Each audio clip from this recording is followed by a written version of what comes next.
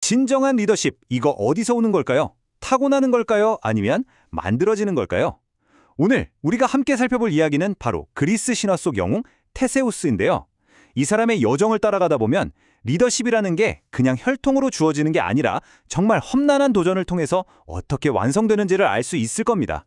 자, 본격적으로 시작하기 전에 잠깐 한번 상상해 볼까요? 여러분 앞에 딱 두 갈래 길이 놓여 있다고 생각해 보세요. 하나는 모두가 추천하는 정말 편안하고 안전한 길이에요. 근데 다른 하나는 온갖 위험이 도사리고 있지만 진짜 목적지로 가는 험난한 길이죠. 여러분이라면 어떤 길을 선택하시겠어요? 바로 이 질문이 오늘 이야기의 핵심입니다. 테세우스는 사실 왕의 아들이었어요. 그런데도 왕자에 오르기 위해서 일부러 위험한 길을 택합니다. 편안한 바닷길 놔두고 말이죠. 아니, 왜 그랬을까요? 그는 이미 알고 있었던 거예요. 진짜 왕이라는 자리는 그냥 편하게 보호받는 자리가 아니라는 걸. 위험을 정면으로 뚫고 나가면서 스스로를 증명한 사람만이 오를 수 있는 자리라는 걸 말이죠. 그런데 아테네로 가는 그 험난한 여정이 시작되기도 전에 테세우스한테는 먼저 증명해야 할 게 있었어요. 왕이 되기 위한 첫 번째 관문. 그 첫걸음은 과연 뭐였을까요? 그의 아버지가 남긴 과제는 어떻게 보면 간단했어요. 이 거대한 바위를 들어 올려서 그 밑에 숨겨진 왕의 증표, 바로 칼하고 신발을 꺼내라, 이거였죠. 근데 이 장면이 되게 상징적이에요. 왜냐하면 진정한 리더십의 시작은 다른 누구의 도움도 없이 오로지 자기 자신의 힘으로 능력을 증명하는 데서 출발한다는 걸 보여주거든요. 자, 이제 진짜 여정의 핵심으로 들어가 보죠. 테세우스가 아테네로 가는 길에 4명의 아주 악명 높은 강도를 만나게 됩니다. 근데 이 사람들이 그냥 나쁜 놈들이 아니에요. 이들은 모든 예비 리더가 반드시 마주하고 넘어야 할 세상의 4가지 악을 상징하는 그런 시험대 같은 존재들입니다. 테세우스가 마주한 첫 번째 관문은 바로 곤봉을 든 자, 페리페테스였어요. 이 사람은 거대한 쇠 곤봉으로 길을 막고 그냥 닥치는 대로 폭력을 휘둘렀죠. 이건 세상에 만연한 순수한 힘의 폭정, 그러니까 폭력 그 자체를 상징하는 겁니다. 그럼 테세우스는 어떻게 했을까요? 그는 페리페테스의 곤봉을 빼앗아서 그를 쓰러뜨립니다. 여기서 진짜 핵심은 이거예요. 진정한 리더는 폭력에 맞서 싸우긴 하지만 절대로 스스로가 폭력이 되지는 않는다는 거죠. 힘을 다룰 줄 아는 사람, 그걸 제어할 줄 아는 사람이 바로 리더라는 걸 아주 명확하게 보여주는 장면입니다. 두 번째로 마주한 악은 시니스라는 인물인데요. 이 사람의 방식은 훨씬 더 교묘하고 잔인했어요. 소나무 두 그루를 확 휘게 해서 사람을 묶은 다음에 그 나무가 다시 펴지는 탄성으로 몸을 찢어 죽였거든요. 이게 상징하는 건 단순한 폭력을 넘어선 사회의 왜곡되고 부당한 구조, 즉 잔인한 시스템 그 자체라고 할 수 있습니다. 테세우스는 그를 어떻게 심판했을까요? 네, 그가 만든 바로 그 장치로 똑같이 처단해버립니다. 이게 뭘 보여주냐면 리더는 부조리한 시스템에 굴복하는 사람이 아니라는 거예요. 오히려 그 시스템에 정면으로 맞서서 불의는 결국 스스로를 파멸시킨다는 정의의 원칙을 세우는 사람, 그게 바로 리더라는 거죠.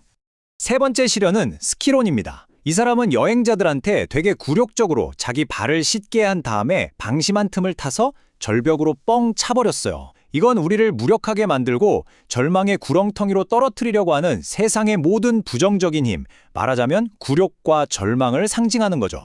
테세우스는 이 굴욕적인 요구를 받아들이는 척 하다가 오히려 스키론을 그 절벽 아래로 던져버려요. 이 장면은 정말 멋지게 보여주죠.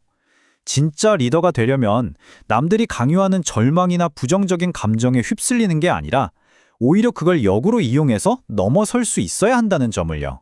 그리고 마침내 가장 유명한 마지막 강도 프로크루스테스가 등장합니다. 다들 들어보셨죠? 그는 자기 침대를 기준으로 삼아서 사람들을 아주 잔인하게 재단했어요. 이 프로크루스테스의 침대라는 건 바로 자기만의 획일적인 기준을 다른 사람한테 강요하는 모든 종류의 폭력을 말하는 겁니다. 예를 들면 조직 내에 꽉 막힌 관료주의나 아니면 숨 막히는 마이크로 매니징 같은 것들이요. 테세우스의 심판은 이번에도 똑같았습니다.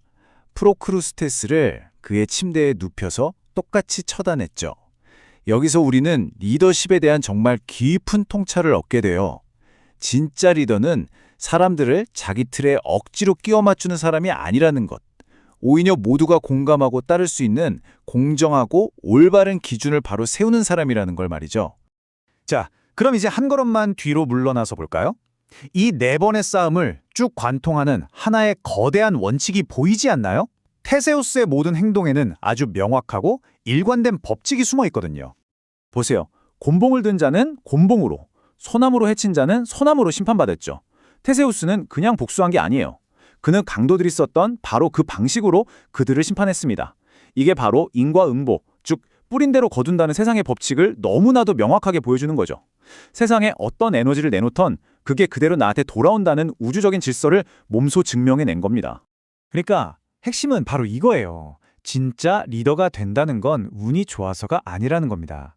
폭력을 뿌리면 폭력이 돌아오고 왜곡을 뿌리면 왜곡이 돌아온다는 이 세상의 근본적인 질서를 이해하고 그에 따라서 행동할 줄 아는 능력, 거기에 달려있다는 거죠. 이 모든 시련을 통과한 지금 우리는 한 가지 질문에 도달하게 됩니다. 그렇다면 대체 왕이란 뭘까요? 테세우스의 여정은 왕이라는 게 단순히 어떤 직함이 아니라 일종의 태도라는 걸 알려주고 있어요. 결국 테세우스의 여정은 진정한 리더의 조건들을 하나하나 보여주는 셈이죠. 먼저 스스로의 힘을 증명하는 것에서 시작해서 위험을 피하지 않는 용기, 부당함에 굴복하지 않는 정의감, 그리고 세상의 법칙을 꿰뚫어보는 통찰력까지 이 모든 걸 가지고 끝까지 자기 목적지를 향해 나아가는 것, 바로 이게 왕이 되는 길이라는 겁니다. 다시 한번 강조하지만 그의 왕권은 혈통에서 온 게 아니었어요. 이 험난한 시련들을 전부 통과하면서 스스로의 자격을 증명해냈기 때문에 비로소 왕이 될 수 있었던 거죠. 리더십은 상속받는 게 아니라 쟁취하는 거라는 말입니다. 결국 테세우스가 보여준 이 왕위, 즉 킹십이라는 건 그냥 물려받는 자리가 아니라는 거예요. 이건 삶의 고난을 피하지 않고 정면으로 마주하는 태도고요. 그 시련을 통과하면서 비로소 얻게 되는 성숙한 상태를 의미하는 겁니다. 이 아주 오래된 신화가 바로 오늘을 살아가는 우리에게도 똑같은 메시지를 던지고 있어요. 리더가 되는 길, 진정으로 성장하는 길은 사실 누구에게나 열려 있습니다. 하지만 이건 꼭 기억해야 해요. 그 길은 절대로 쉽지 않다는 걸요. 이제 이 이야기는 여러분의 차례입니다. 진짜 나 자신이 되기 위한 여러분의 여정에서 여러분이 가장 먼저 들어올려야 할 나만의 바위는 과연 무엇일까요? 오늘 한 번쯤은 깊이 생각해 보는 건 어떨까요?